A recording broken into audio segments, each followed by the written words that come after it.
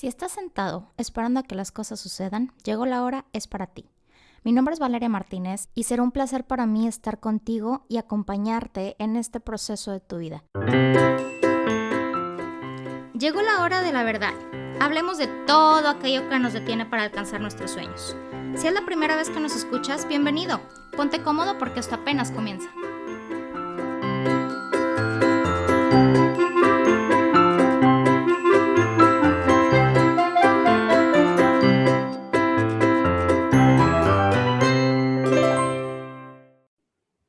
El día de hoy para Llegó la Hora Podcast estoy muy contenta y muy emocionada porque está conmigo Lisbeth Carrasco. ¿Cómo estás, Liz? Bienvenida.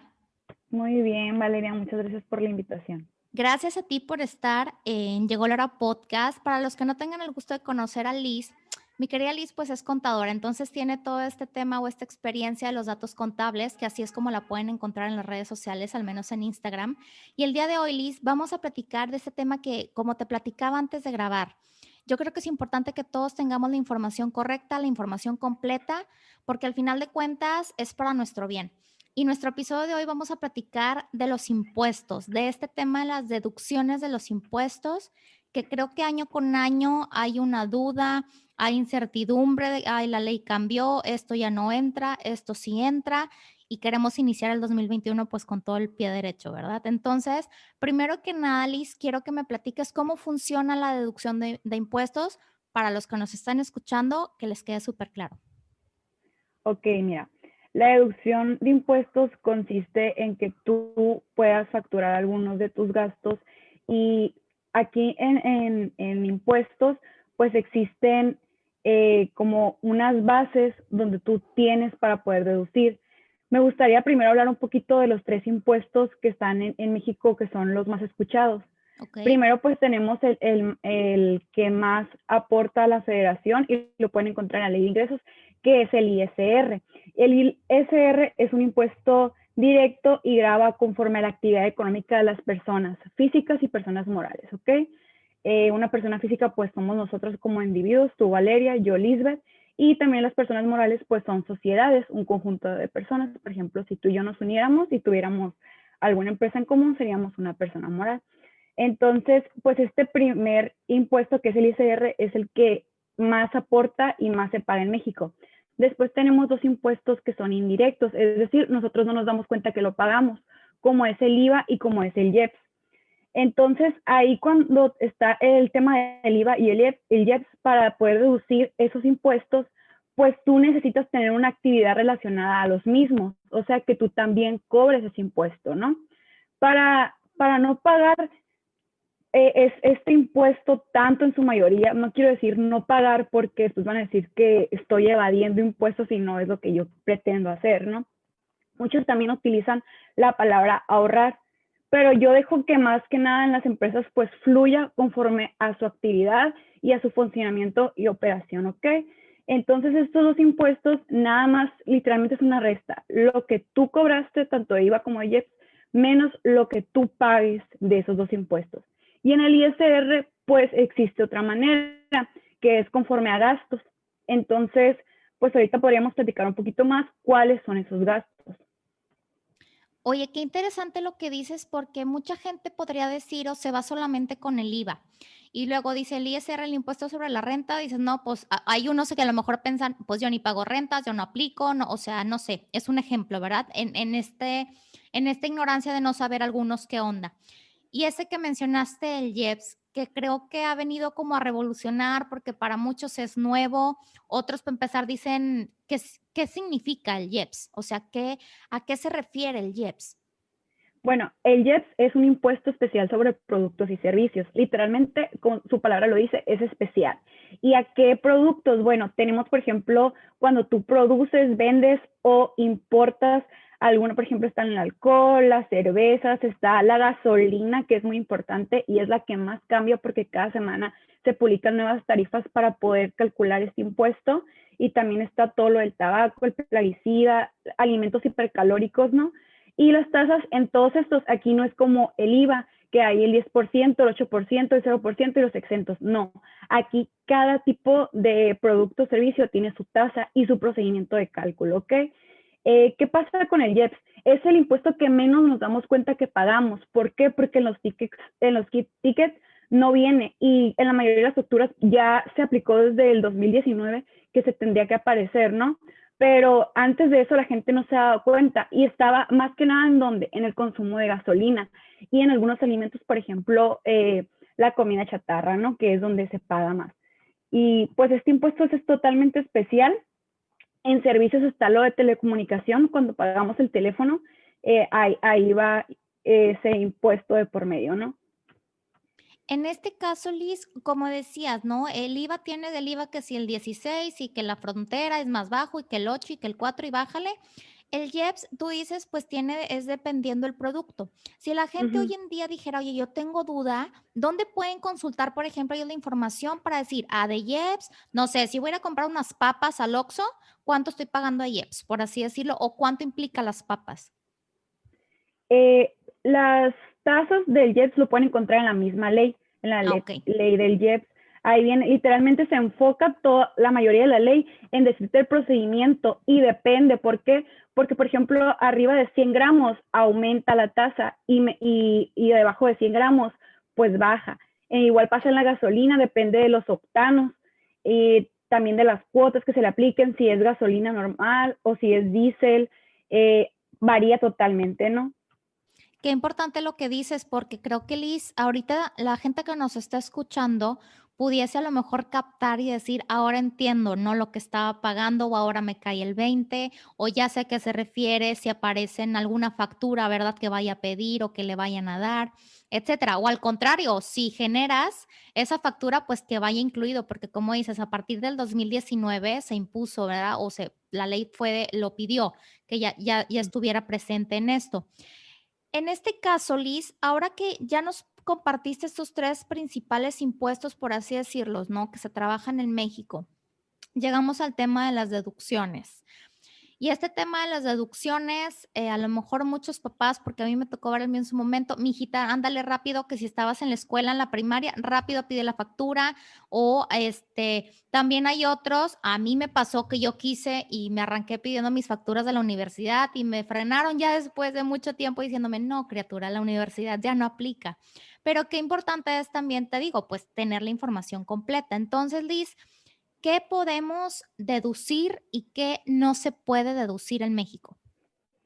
De Ok, impuestos, ¿ok? De impuestos. si eres muy, muy formal y tú quieres hacer conforme lo que dice la ley, y la mayoría le tiene miedo al SAT, y yo siempre les digo, no le tengas miedo al SAT, mejor vamos a respetarlo, porque es la autoridad, ¿ok? Como a todos. Entonces, si eres muy preciso, pues te recomiendo que le des un vistazo al artículo 27 de la ley del ISR y el artículo 25, que mencionan muchos, tanto para personas físicas como para personas morales. Sin embargo, yo siempre les digo a mis clientes, ¿sabes qué? ¿Qué necesitas tú para tu negocio? Porque de ahí depende, y no nomás de eso, depende también de si eres persona física, si eres persona moral, depende en qué régimen fiscal estés, depende de tu actividad y de tu giro, porque es lo que vas a necesitar, y las estrategias que se pueden hacer para que tú puedas hacer gastos inteligentes, ¿ok? Porque muchas veces, creyéndonos que para ahorrarnos impuestos, entre comillas, tenemos que gastar más, pues afectamos las finanzas de nuestro negocio. Entonces eso no es el caso. Por no quererle pagar impuestos a la autoridad, estás haciendo a lo mejor gastos innecesarios. ¿Y qué puede pasar? Cuando la autoridad detecte que si eran innecesarios, puede hacer que tú calcules de nuevo y quites esos gastos. Entonces, ahorrémonos esa dinámica, y mejor vamos a prevenir conforme a lo que sí necesitas y de acuerdo a tu actividad, si tienes empleados, en qué régimen fiscal estás, para saber qué puedes aplicar y además los beneficios que podrías tener, ¿ok? Otra cosa muy importante que marca la ley es lo estrictamente indispensable para tu negocio. ¿Y qué puedes decir tú con eso de estrictamente indispensable? La ley no lo define, o sea, lo nombra en el artículo 27, en la fracción 1 para ser más exacta, pero no lo define en ninguna otra parte. Entonces, cuando nosotros queda nuestro criterio, qué es lo que necesitas, es ahí cuando tú puedes hacer un gasto que a lo mejor piensas que no es deducible, en sí deducible, ¿no? Aquí me gustaría recalcar que esto es para las personas físicas y personas morales, excepto sueldos y salarios de personas físicas, ¿ok? Ok. Porque ellos nada más tienen los gastos personales. Y ahorita que me comentabas eso de que te pedían en el colegio que te apuraras con la factura, es totalmente correcto, ya que cuando nuestros papás, por ejemplo, son asalariados, godines en términos coloquiales, tienen derecho a 10 tipos de gastos personales. Se les dice desde la D01 en uso de CFDI hasta la D10. Y las colegiaturas es uno de ellos, desde preescolar hasta preparatoria, ¿no? Por ejemplo, eso que me comentabas también de la universidad, que te pararon y que te dijeron completamente que ya no. Si yo ahorita decidiera estudiar otra carrera, por ejemplo, derecho, que viene mucho con lo fiscal, y yo para complementar contaduría con derecho, estudiara, para mí sí sería deducible pagarme esa universidad. ¿Por qué? Porque yo le estoy apostando a un gasto ahorita en el presente para tener un ingreso en el futuro, que eso es lo que busca más que nada pues la autoridad, y tú con eso te puedes avalar de que en el futuro estés obteniendo un ingreso por un gasto que hiciste en el pasado. Entonces, ahí es donde te digo que totalmente depende de cada situación y del contribuyente más que nada. Qué importante también eso que dice Liz, porque, por ejemplo, yo ahorita estoy estudiando mi maestría. Entonces, como tú dices, pues estoy gastando ahorita porque sé que en algún futuro me va a retribuir, ¿no? O voy a obtener yo algún ingreso. Digo, soy Godín, soy empleada, pero estamos de acuerdo que, bueno, dicen, esta persona, hablo en general, ya tiene una maestría, ya tiene un doctorado, entonces ya merita a lo mejor un aumento de salario, o una promoción, algún puesto, porque ya estás preparado, ¿no? Pero es importante saber que sí se puede deducir y que no. Esto, como decías, que es para personas físicas y morales, exceptuando ahí el tema de los sueldos y salarios. En México, Liz, hay manera de, por ejemplo, voy a hacer la deducción de impuestos y hay no que también las empresas te ofrecen hacerla por ti. En ocasiones te mandan correos de que, oye, si tú quieres, si tú no la quieres hacer, pues bueno, la hacemos nosotros por ti. O mejor, en términos más correctos, Liz, ¿cómo es el proceso adecuado para hacer una correcta declaración de impuestos? Depende totalmente del departamento de contabilidad. La mayoría no hacen las declaraciones anuales. Lo que hacen es un ajuste anual de ISR. Ok. ¿Qué hacen entonces? Ellos, si tú te dicen que van a hacer tu declaración anual, te tienen que pedir papeleo, por ejemplo, lo que son gastos personales. Entonces, si te lo van a pedir y tú seguro de que sí lo van a hacer, pues a lo mejor ahí sí lo puedes aprovechar porque te estás ahorrando un gasto de un contador si ya lo va a hacer la área de contabilidad de la empresa en donde laboras. Sin embargo, si nomás van a hacer el ajuste anual de ISR, dependería totalmente de si tú tuviste gastos en el año. ¿Por qué? Porque ellos no los van a tomar en cuenta para ese ajuste. Simplemente lo que van a hacer es que van a recalcular el impuesto de lo que ya te retuvieron, van a recalcular el impuesto de todo el año y al final le van a restar lo que ya te retuvieron durante todos los 12 meses que ya transcurrieron. Muy probablemente ahí hay una pequeña diferencia a favor o a cargo. A favor es que te lo van a regresar y a cargo es que te lo van a descontar, retener, porque faltó, por así decirlo, ¿no? Recordemos que el mes con mes lo que pagamos es un pago provisional, un pequeño abonito al impuesto anual, porque el ISR es un impuesto anual, entonces cada mes es provisional. En cambio, el IVA y el IEPS son impuestos definitivos, es decir, cada mes lo que es. Ok, qué interesante. Y ahora, Liz, por la parte de las personas físicas y morales, ¿qué no aplica para deducir el gasto? O sea, que te llega alguien, oye, es que quiero deducir esto. No, eso no se puede. Si nos puedes compartir algunos ejemplos que a lo mejor gente que tenga negocio nos esté escuchando y a lo mejor no esté tan bien asesorado y esté por cometer algún error, podérselo evitar. Ok. Por ejemplo, algo que pasa mucho en personas físicas más que nada es que hacen gastos para los empleados que no tienen dados de alta, por ejemplo, en el IMSS. Entonces, ¿qué están haciendo ahí? Se están metiendo un poquito en la boca del lobo. ¿Por qué? Porque efectúan, se le llama también gastos a las erogaciones, ¿no? Entonces, están efectuando esas erogaciones de algo que para la autoridad aún no existe, que son tus empleados. Entonces, ahí hay una diferencia entre lo que haces y lo que dices. Y, por ejemplo, para las personas morales no son deducibles los gastos personales como sociedad, ¿no? Sin embargo, los socios que tienen el régimen de dividendos por sí solos sí pueden deducir esos gastos personales para su cálculo de ISR anual, ¿no? Como te digo, para totalmente decirte situaciones, pues ya depende de qué está haciendo la empresa, ¿no? Obviamente lo más y lo que se está dando ahorita son los EFOS y los CEDOS, que son los que venden facturas, que son las factureras, y los que se las compran para poder deducirlas. ¿Y quién trae más repercusión fiscal? Los que las compran y las deducen.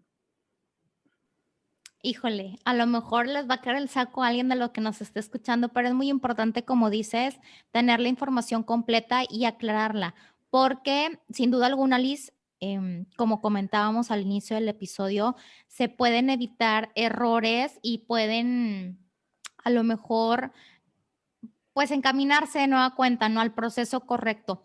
Este tema de los impuestos, Liz, por ejemplo, siempre han estado, pueden cambiar, año con año aumentan, o sea, es decir, aumenta el porcentaje o cambia el porcentaje. ¿Qué es lo que nos puedes comentar acerca de ello? Ok, por ejemplo, ahorita en la actualidad, las personas físicas pagan desde el 1.92% hasta el 35% de porcentaje sobre la base gravable, ¿ok? La base gravable son ingresos menos las deducciones autorizadas, que como se dice, también se toma en cuenta para el anual la PTU, y si caso de haber pérdidas de ejercicios anteriores, también esas pérdidas, que se le llama también resultado fiscal. Se hace un cálculo en personas físicas si es un poquito más conforme a tarifa, porque ellos tienen que utilizarla. ¿Y qué está pasando ahorita en 2021? Las tarifas no es que se movió el porcentaje, sino que se actualizaron conforme a la inflación que hay, porque la ley marca en el artículo 151 que cuando se sobrepase el 10% de inflación acumulada, que ya pasó en noviembre del 2020, pasaron 3 años para que se juntara ese 10% de inflación. Entonces se modificaron las tarifas para personas físicas y bajó un poquito lo que fue las cuotas fijas, pero los porcentajes siguen igual. Y en personas morales, ¿qué es lo que pasa? Sobre el mismo resultado fiscal que ya te hablo, ellos nomás aplican el 30%, es una tasa. Esa es la principal diferencia entre ellos, ¿no? Las personas morales tienen una tasa fija que es el 30% y las personas físicas varía desde el 1.92% hasta el 35% pueden pagar. ¿Y de qué depende? Pues de tus ingresos y de la base gravable, ¿ok? ¿Por qué digo ingresos? Porque en los sueldos y salarios, como no tienen derecho a gastos generales o otro tipo de deducciones que no sean los personales, en ellos se aplican los ingresos acumulables, que son tus ingresos menos los ingresos exentos que puedas tener, como es hasta 30 UMAS de, por ejemplo, para el aguinaldo, ¿no? 15 UMAS para lo de la prima vacacional, y así pues más ejemplos se podría dar. Para los que nos están escuchando, Luis, ¿me puedes compartir qué significa cuando dices UMAS? Sí, es la unidad de medida y actualización. En 2016 hubo un cambio en la constitución política de aquí de México. Antes se utilizaba el salario mínimo general y lo cambiaron por UMAS en 2016. ¿Y qué pasó? Muchos beneficios fiscales estaban con salarios mínimos vigentes y lo cambiaron a UMAS. ¿Por qué? Porque la UMA es menor. Entonces los beneficios bajaron para los contribuyentes y eso le benefició a quién, pues al fisco principalmente, mientras que los demás pues pegamos de gritos. ¿Por qué? Porque las cantidades, en lugar de ser más, porque el dinero cada vez vale menos y necesitas más para poder vivir y tener una calidad de vida digna, pues bajaron y ahora tienes que pagar más impuestos. Es lo que yo comentaba también en la página. ¿De qué nos sirve que hayan actualizado las cuotas fijas y hayan reducido poquito si nuestro dinero vale cada vez menos? O sea, aunque tenemos un poquito más de efectivo, por así decirlo, porque nos retienen menos ISR, el dinero cada vez vale menos conforme a la inflación. Entonces, sí tenemos más dinero, pero nos alcanza para menos, en pocas palabras. Sí, porque como dices, a lo mejor ahorita hacemos comparaciones, ¿no? Y te vas a un ejemplo muy básico. A lo mejor antes con 5 pesos te comprabas unas papas, un refresco en la tiendita y ahorita con 5 pesos a duras penas alcanzas los chicles. O sea, y año con año va a seguir exponencialmente, ¿no? Este tema de, pues, entran muchos factores, la inflación, a lo mejor cambios en la ley, temas en cuestiones fiscales que si bien para algunos beneficia, para algunos otros no, y es ahí donde podemos irnos nosotros pues con ello, ¿no? Dentro de los procesos. En este tema, Liz, de las deducciones, por ejemplo, si una empresa deduce de impuestos, ¿cómo es el proceso en el que dicen, ok, ya me salió saldo a favor? O yo voy a deducir todo esto, no sé, imagínate, vamos a poner 100 pesos y de los 100 pesos me aceptaron 50, o hay algo que el SAT te diga, ok, perfecto, los 100 se te van a regresar, por así decirlo. Ok, sí hay un poquito de confusión en eso porque, por ejemplo, el ISR, para decir que tienes ISR a favor, te tienes que esperar hasta el cálculo anual. Para personas morales lo podríamos saber de enero a marzo si vas a tener un ISR a favor, ¿ok? En personas morales es un poquito más difícil que te devuelvan ese ISR a favor porque la autoridad tiene la mala costumbre de que le tiene desconfianza a los contribuyentes, entonces prefieren mandarte un poquito de auditoría sobre esas operaciones. ¿Y qué hacen las personas morales? Piden mejor compensar. ¿Qué es compensar? Que el impuesto que me salga para el próximo ejercicio, que es un año calendario, yo le resto a ese impuesto lo que me salió a favor en el ejercicio pasado. Eso es lo que suelen hacer en la mayoría las personas morales, ¿ok? Y las personas físicas tienen de enero hasta abril. Si las personas físicas se ponen inteligentes durante el año, hicieron su trabajo de pedir gastos personales, ¿qué va a pasar? Pues en abril pueden tener un saldo a favor y tienen la ventaja de que, por ejemplo, los godines tienen la ventaja de que sea más fácil, son el régimen más fácil al que el SAT le devuelve ISR a favor, ¿ok? ¿Por qué? Porque ellos durante todo el año no declararon sus obligaciones, sino que fue su patrón. Y en caso de que haya alguna inconsistencia, no van con el trabajador, van con el patrón. Entonces, ellos nada más presentan su declaración anual, meten sus gastos personales, que ya vienen precargados en la página del SAT, y si obtienen un saldo a favor y es correcto, de 4 a 7 días hábiles, el SAT te lo regresa a tu cuenta bancaria, que es mucho más fácil que el proceso, por ejemplo, en personas morales que te comentaba. ¿Y qué recomiendo yo? Que aprovechen más que nada los de sueldos y salarios, porque son el régimen fiscal de personas físicas que más paga impuestos. ¿Y por qué me vas a preguntar? Porque ellos no tienen derecho más que gastos personales, pues, y las otras empresas sí pueden hacer sus estrategias para poder invertir en su empresa y así, pues, pagarle un poquito menos de impuestos a la autoridad y que les quede invertido en su negocio. Oye, corazón, a ver, mencióname ejemplos de gastos personales. O sea, puede entrar desde que, no sé, medicamentos o qué es lo que aplica en gastos personales si yo como asalariado, como Godín, quiero deducir impuestos. Ok, los medicamentos sí son una deducción personal de la D01, que son salud, siempre y cuando estén incluidos nada más en los gastos hospitalarios, ¿ok? Por ejemplo, si yo tuve un accidente y me tuvieron que hacer una operación y ocuparon medicamentos y lo incluyen en la factura por esa operación, sí es deducible. Pero si yo voy a la farmacia y pido factura por ese medicamento, no es deducible. ¿Por qué? Porque así lo marca la ley. Lo pueden checar ahí en el artículo 151 que les nombraba de las deducciones personales. Y también, por ejemplo, están las colegiaturas de preescolar hasta preparatoria, ¿no? ¿Y cuánto? Hay límites para cada grado escolar.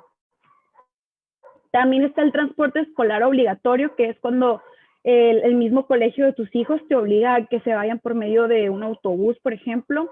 Está también los gastos por incapacidad o discapacidad. Si tú los tuvieras, si tuvieras que ir, por ejemplo, con un fisioterapeuta, que es lo más común cuando tienes una incapacidad o discapacidad, pues vas. En salud entra todo lo que tenga que ver con el área de medicina general, también los dermatólogos, los ginecólogos, los nutriólogos y los psicólogos, los dentistas, que son muy importantes. También están las aportaciones voluntarias a la Afore, para que lo tengan en cuenta, y más ahora que pues el retiro depende de nosotros mismos.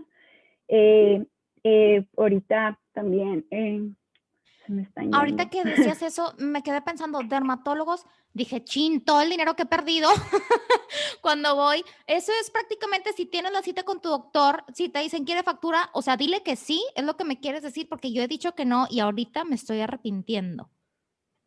Sí, y más porque, por ejemplo, la medicina general está exento del IVA. Entonces, ¿qué pasa? Ellos no te pueden cobrar ese IVA, el 16%, por ejemplo, que está mal de Profeco, el artículo 7 bis, dice que si te aumentan el precio al momento de tú pedir un documento, que en este caso sería el CFDI, están incurriendo en las normas porque te están ofreciendo como cliente un precio, pero tú al querer pedir, por ejemplo, la factura, te lo incrementan. Tú puedes reportar eso, ¿ok? La mayoría no sabe y por eso no lo hace. ¿Y dónde sí suele pasar eso que te aumenten a lo mejor el 16%? En los psicólogos y en los nutriólogos, porque la ley, en su reglamento de la ley del IVA, dice que ellos dos, los nutriólogos y los psicólogos, no son del área médica general, ¿ok? Pero lo que son dentistas y dermatólogos y médicos generales, ginecólogos, etcétera, están exentos de pagar IVA. Entonces, ahí no te tendrían que aumentar el precio del servicio.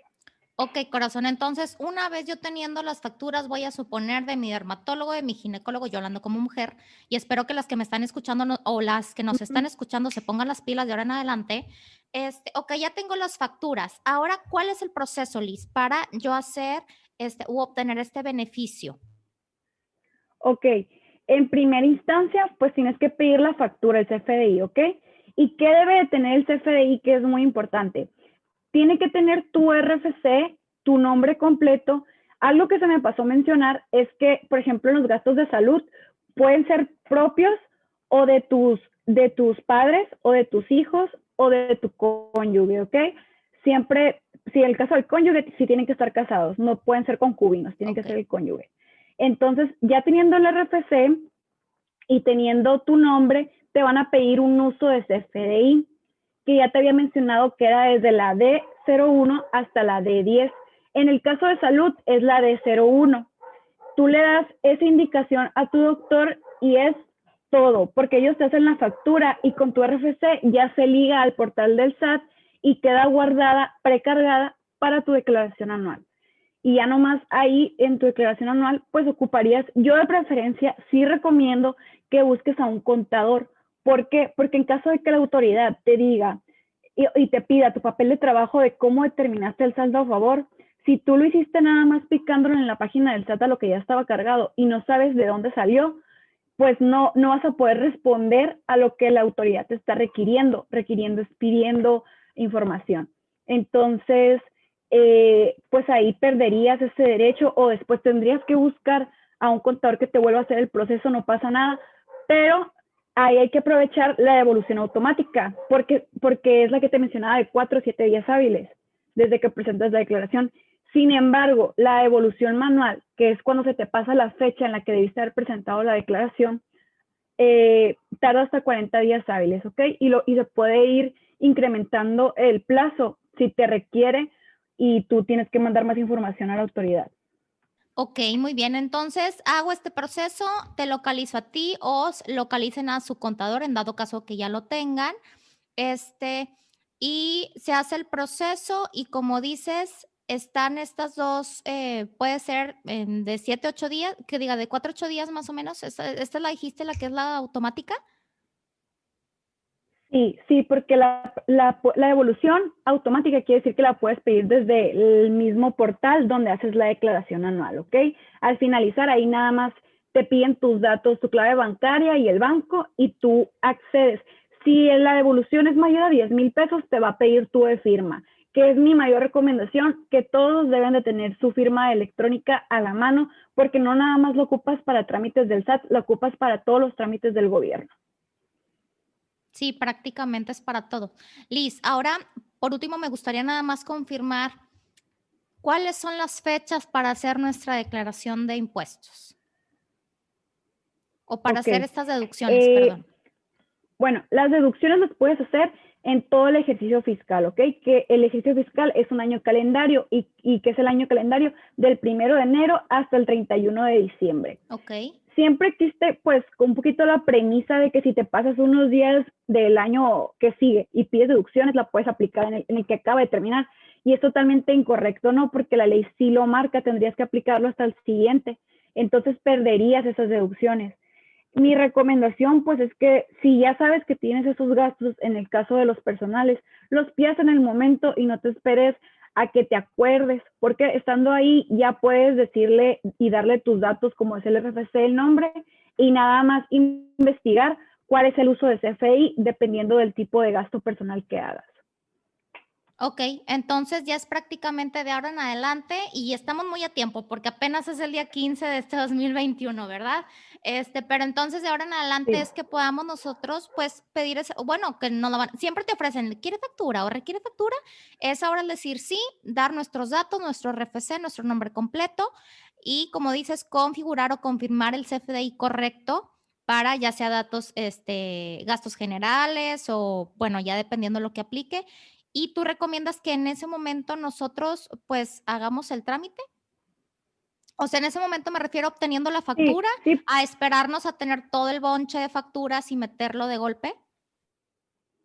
pues es que aunque tú las hagas en enero, te vas a tener que esperar hasta que finalice el ejercicio, Ya, porque la declaración se presenta, la ley dice que es hasta el 30 de abril para personas físicas, en tiempo y forma, ¿no? va. Que quiere decir que lo puedes hacer desde el 1 de enero del año siguiente. Pero ¿qué pasa? El SAT tiene la bonita costumbre de que habilita el portal para la declaración anual, en este caso del 2020, hasta los últimos días de marzo, primeros días de abril, ¿ok? Entonces, la mayoría, pues nos tenemos que esperar hasta abril, aunque ya tengamos los papeles, en mi caso de mis clientes, ya tengo su cierre anual, pero no está la plataforma terminada y pues, ¿qué tengo que hacer? Esperar. Y en ese caso, pues, es lo mismo para todos los que nos estén escuchando. Si piden hoy o mañana una factura de gasto personal, se van a tener que esperar hasta el 2022 para poder obtener ese saldo a favor. Y en lo de las fechas que me preguntabas para presentar la declaración, pues esta fecha que te estoy diciendo en abril es nada más para los que son sueldos y salarios o para las personas físicas que van a presentar su declaración anual. Sin embargo, si tú tienes un negocio, depende en qué régimen fiscal estás. Si estás en el RIF, pues como las declaraciones son bimestrales, al terminar ese bimestre tienes todo el mes siguiente para presentar tu declaración. Y si estás, por ejemplo, en actividad empresarial, máximo terminando el mes tienes 17 días más para hacer la declaración y pagarla, y se agregan unos días extras dependiendo es el 10º dígito de tu RFC, que sería el segundo dígito de tu fecha de nacimiento. Si es, por ejemplo, del 0 al 2, es un día más. Y así se va yendo, ¿no? Ahí tengo una tabla en la página por si gustan Ok, checarla. Liz. Pues sin duda alguna te agradezco infinitamente porque creo que esta información que nos estás compartiendo es de mucho valor, aporta muchísimo a todas nuestras vidas en tema de conocimiento. Ya no sabía, ahora sí puedo decir, ok, bueno, a lo mejor me voy a tener que esperar hasta el 2022, pero bueno, nunca es tarde para aprender, para poder iniciar este proceso. ¿Me puedes decir, corazón, dónde te puede encontrar la gente en redes sociales o el contacto que tenga dudas, que quiera asesoría contable, que necesite alguna contadora, como tú experta, que sabes muchísimo, qué bárbara, ¿eh? Que le ayude con su declaración? Ajá. ¿En dónde te puede encontrar la gente? Pues estamos, mi equipo y yo, tenemos un despacho detrás, está aquí en Sonora, gracias a Dios. La idea, pues, de hecho, hoy cumplimos 6 meses de la página, se llama Mis Datos Contables, está en Insta, en Twitter, en TikTok, tenemos unos cuantos videitos y también estamos en Facebook. Así que por donde nos guste contactar, pues los estaremos contestando ahí rápidamente. Perfecto, Liz, muchísimas gracias. Espero que sea el primer episodio de muchos para llevar a podcast, ¿eh? Ok, ya sabes que sí, aquí estamos cuando lo necesites. Gracias, Liz. Y a ti que nos estás escuchando, gracias por habernos acompañado en un episodio más de Llegó la Hora. Nos vemos en la próxima. Bye bye.